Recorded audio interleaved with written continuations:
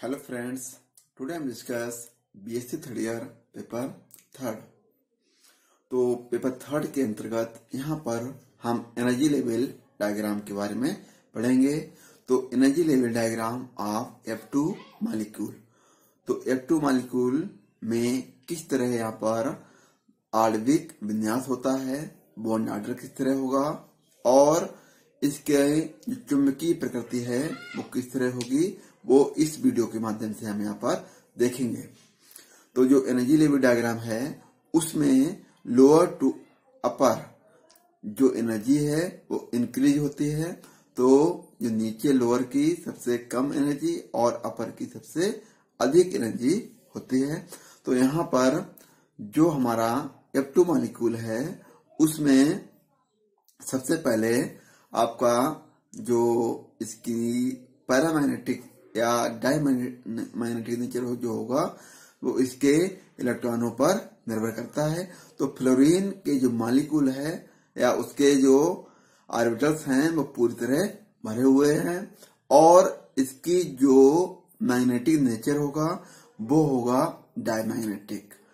और इसमें जो F2 मॉलिक्यूल है उसके दोनों परमाणुओं के बीच में सहसंयोजक बंध बनेगा और यहाँ पर इसकी जो बॉन्ड ऑर्डर निकला है वो एक आएगा। और एक का मतलब ये है कि F2 मॉलिक्यूल में दोनों F परमाणुओं के बीच में सिंगल बॉन्ड लगेगा। तो आइए इस वीडियो को हम देखते हैं। तो सबसे पहले यहाँ पर F2 अणु, F2 मॉलिक्यूल। तो प्रत्येक फ्लोरीन परमाणु में 9 इलेक्ट्रॉन होते हैं। कहने का मतलब ये है कि जो फ्लोरीन है उसका एटॉमिक नंबर 9 होता है और उसमें 9 ही इलेक्ट्रॉन होते हैं। अतः F2 यहाँ देखेंगे हम। अतः F2 अणु में 18 इलेक्ट्रॉन होते हैं। अतः F2 अणु का इलेक्ट्रॉनिक विन्यास निम्न प्रकार होगा। तो सबसे पहले हम यहाँ पर देखते हैं कि जो फ्लोरीन है, फ्लोरीन का एटॉमिक नंबर 9 होगा और इसमें इसका जो इलेक्ट्रॉनिक कॉन्फ़िगरेशन होगा 1s2 2s2 2p5। ये फ्लोरीन का जो है इलेक्ट्रॉनिक कॉन्फ़िगरेशन है और इसमें टोटल इलेक्ट्रॉन कितने हुए हैं? 2 4 और 5 9। तो यहाँ पर टोटल अगर मिला लें तो कितना हो गया? 9। तो ये इसमें 9 इलेक्ट्रॉन हैं। तो दूसरे भी फ्लोरीन परमाणु में 9 होंगे तो टोटल कितने हो जाएंगे? 18। तो ये जो F2 मॉलिक्यूल होगा उसमें 18 इलेक्ट्रॉन होंगे। आइए हम देखते हैं आगे। जो F2 मॉलिक्यूल है उसका जो है आणविक विन्यास हम जब यहाँ पर करेंगे तो सबसे पहले आता है KK, उसके बाद आएगा sigma 2s2 sigma star 2s2 sigma 2pz2 पाई 2px2 पाई 2p/2 pi star 2px2 pi star 2p/2। तो ये जो है F2 मॉलिक्यूल का आणविक विन्यास है। तो इसको किस तरह आया उसके लिए अभी हम इस फिगर को समझाएंगे। वहां से हमें पता चलेगा कि ये जो आणविक विन्यास है कैसे आया। अब ये जो आणविक विन्यास है उसके माध्यम से हम सबसे पहले निकालते हैं यहाँ पर बॉन्ड ऑर्डर।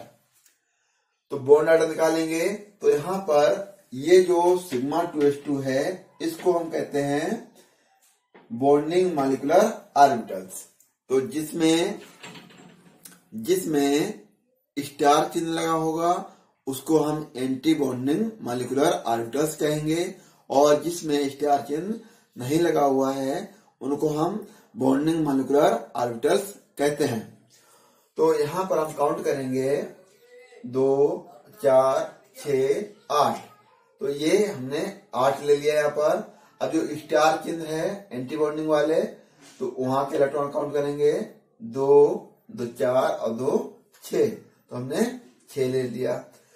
जब हमने यहाँ पर 8 से 6 घटाया 2 आया और 2/2 = 1। तो यहाँ पर जो बॉन्ड ऑर्डर का फार्मूला है 1/2 Nb - Na में हमने इसके बॉन्डिंग मॉलिक्यूलर ऑर्बिटल के इलेक्ट्रॉन रखे और एंटी बॉन्डिंग मॉलिक्यूलर ऑर्बिटल के इलेक्ट्रॉन रखे, तो हमारा जो आंसर आया यहाँ पर 1 आया, या बॉन्ड ऑर्डर जो आया वो आया 1। तो 1 से मतलब ये है कि जो फ्लोरीन है, फ्लोरीन अणु है, उसमें जो फ्लोरीन के एटम होते हैं उनमें फ्लोरीन और फ्लोरीन के बीच में सिंगल बॉन्ड लगेगा। तो यहां पर देखते हैं, अर्थात F2 अणु में एक सहसंयोजी बंध है F सिंगल बॉन्ड F, यही जो बन आया है बॉन्ड ऑर्डर, उसका मतलब ये है कि फ्लोरीन और फ्लोरीन के बीच में सिंगल बॉन्ड लगा हुआ है। इसीलिए F2 अणु में एक भी अयुग्मित इलेक्ट्रॉन नहीं है, इसलिए F2 अणु प्रतिचुंबकीय होता है। कैसा होता है?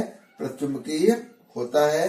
तो देखते हैं, प्रतिचुंबकीय को हम इंग्लिश में क्या कहते हैं? किसी भी तरीके से पूछ सकता है कि हिंदी में और इंग्लिश में। तो प्रतिचुंबकीय को हम क्या बोलेंगे? डाईमैग्नेटिक। डाईमैग्नेटिक। तो यहां पर इसकी ये प्रकृति हुई। और अब हम देखेंगे इस फिगर को। ये जो फिगर है F2 मॉलिक्यूल का एनर्जी लेवल डायग्राम, उसको हम यहाँ पर देखेंगे कि यहाँ पर जो इलेक्ट्रॉनों को ऑर्बिटल में भरा गया है वो किस सीक्वेंस में भरा गया है। तो इलेक्ट्रॉनों को ऑर्बिटल में भरा गया है वो हुंड के अधिकतम मोकुला के नियम के आधार पर भरा गया है। सबसे लोअर, फिर उससे अपर, फिर उससे अपर भरा गया है। तो इसको हम इस फिगर के माध्यम से देखते हैं।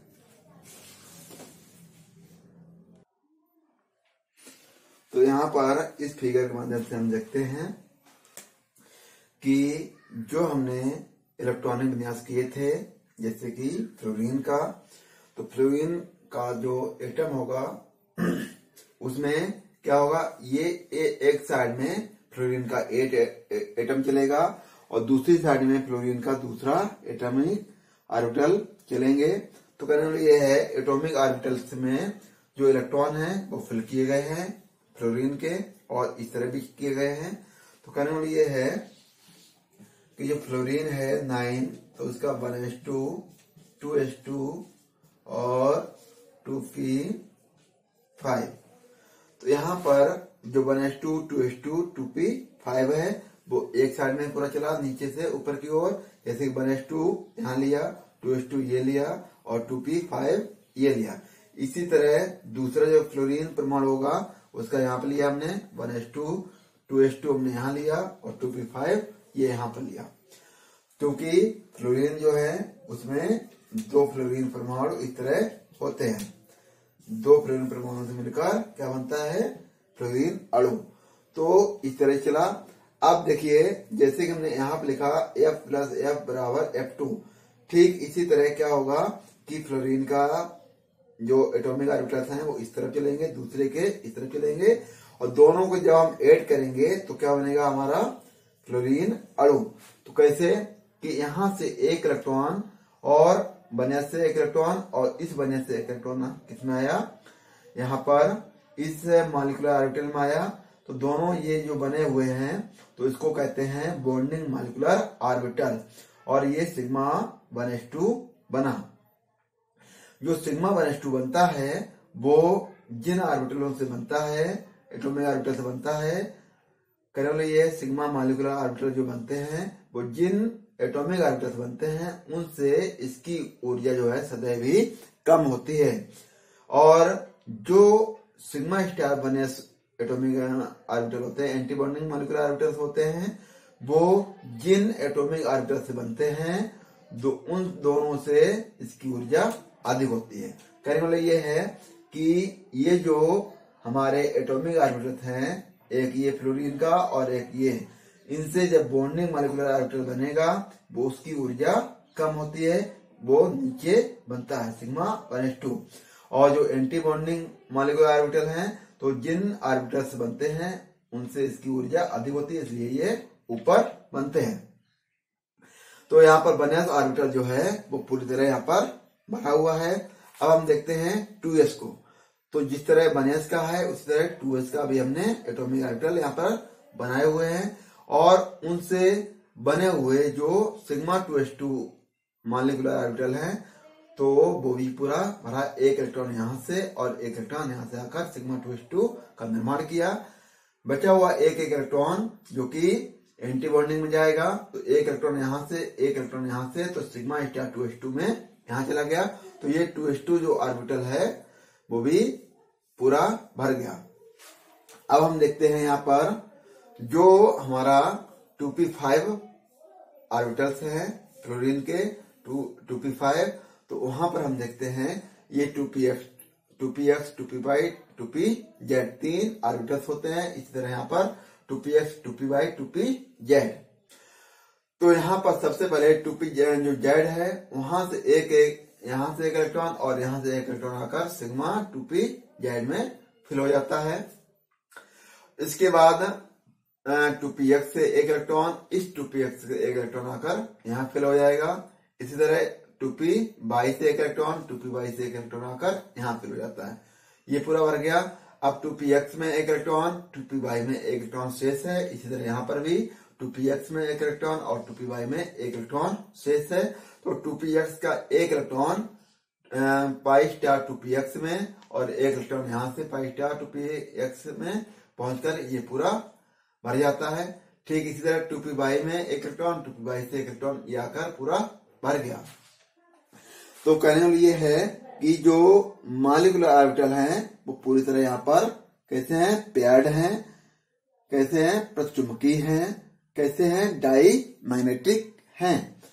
तो प्रत्येक ऑर्बिटल जो है अगर भरा होगा तो इसको हम कहेंगे डाई मैग्नेटिक या प्रतिचुंबकीय।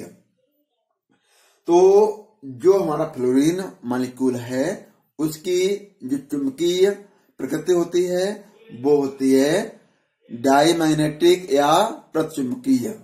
तो इस तरह यहाँ पर हमने इसको बताया। और ये जो लाइन खींची है नीचे से ऊपर एरो की साइड में, तो इसको हम कहते हैं लोअर टू